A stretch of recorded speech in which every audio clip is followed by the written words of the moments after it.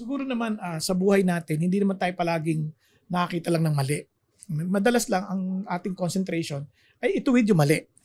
Pero maganda rin matuto tayo na i-encourage natin yung mabuti.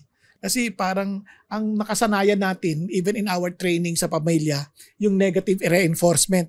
Yung kumbaga tinatawag nila doon, reverse psychology na ano mo to para matulak mo sila sa kabutihan.